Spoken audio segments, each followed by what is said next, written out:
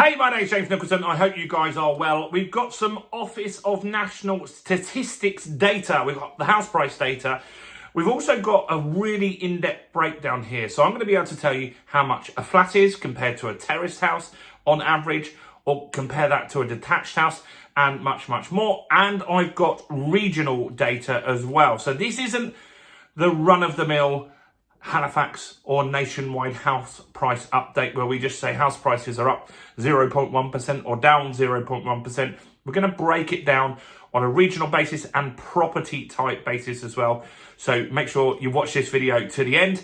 If you haven't done already, do subscribe to the channel over there and hit the bell notification. We're on the way to 31,000 subscribers now. Thanks to everyone that subscribes.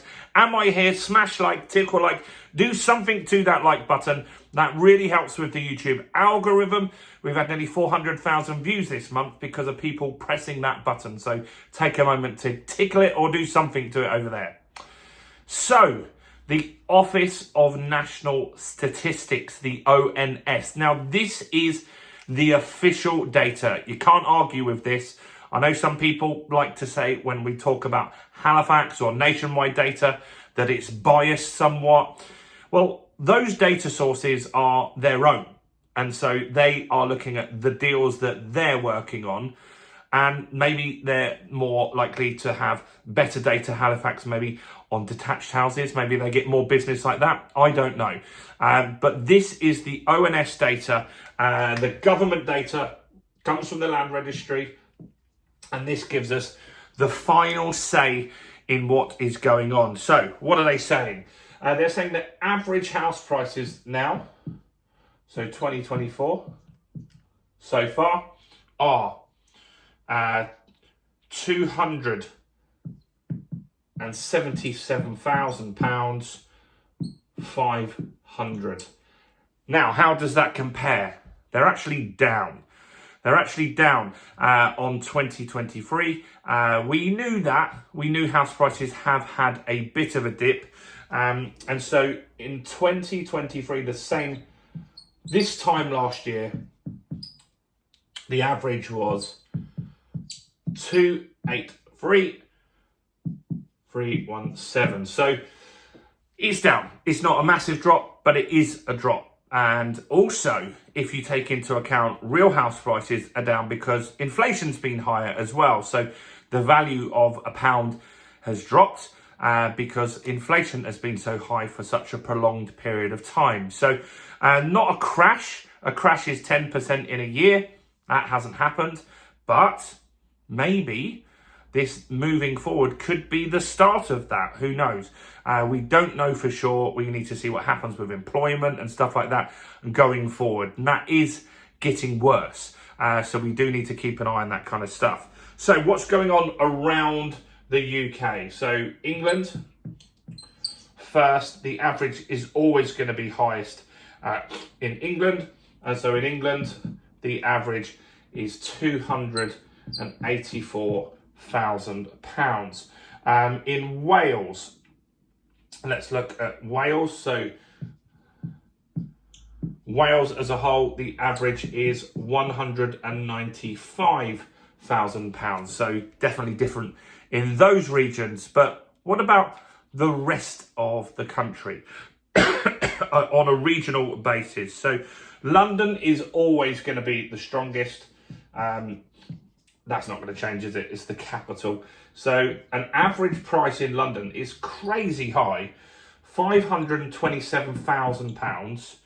And I mean, that is really hard for people to be able to afford that. There's lots of foreign investors that keep the prices up in London. The Southeast,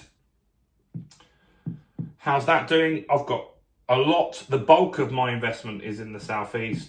The average now is £372,000 in the Southeast. Now that is down.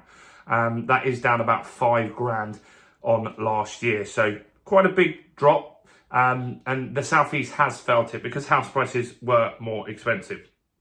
Next, let's have a look at the east of the country.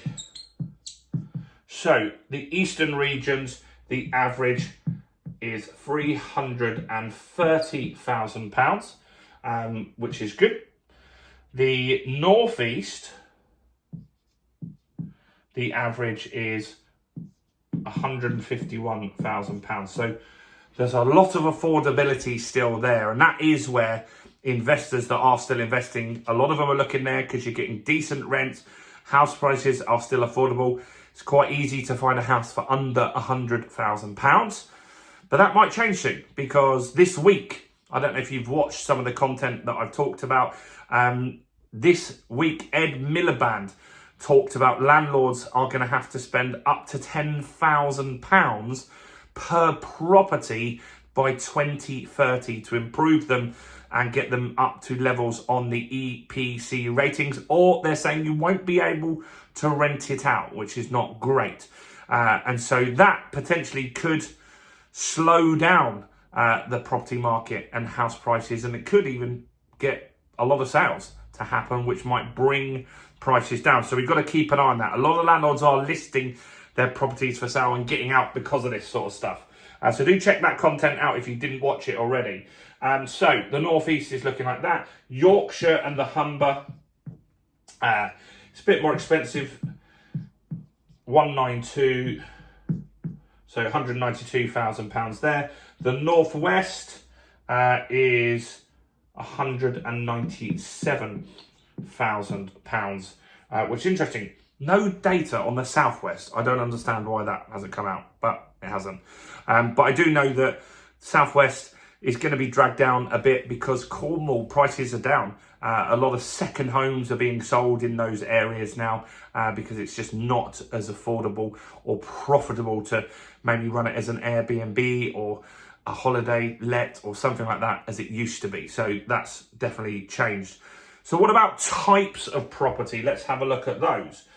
So detached properties, clearly the most expensive. So the average detached property in the UK at the moment is £425,000. They're very desirable still. There isn't enough houses. A lot of the new stuff that's being built is flats.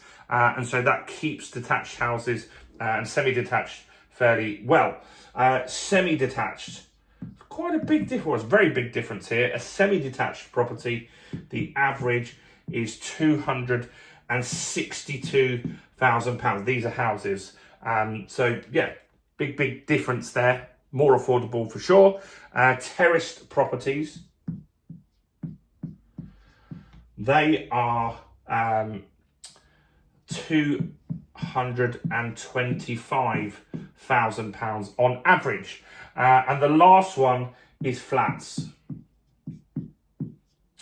The value of those is 220. Now, I would say that that's brought up significantly because there is a lot of flats in London where they're very expensive. So it's going to bring that average up massively. When I go to Doncaster and the north, there isn't loads of housing developments and flat developments up that way. They do have new houses being built, loads of those being built, but what I mean is there isn't like these skyscrapers and stuff like that you might see in Croydon or central London and places like that. So interesting data. It's good to get a breakdown and see what is going on by region and property type. It's interesting to see how much we're down on last year. We are down. We can't argue that. House prices are down. And in real terms, they're down as well due to inflation. What do you think of this data?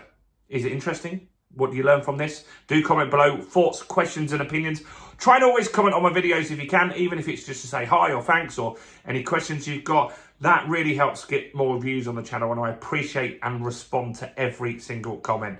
Do like or tickle the video. That really helps get the views out as well. And check out all the other content on my channel, including this video right here.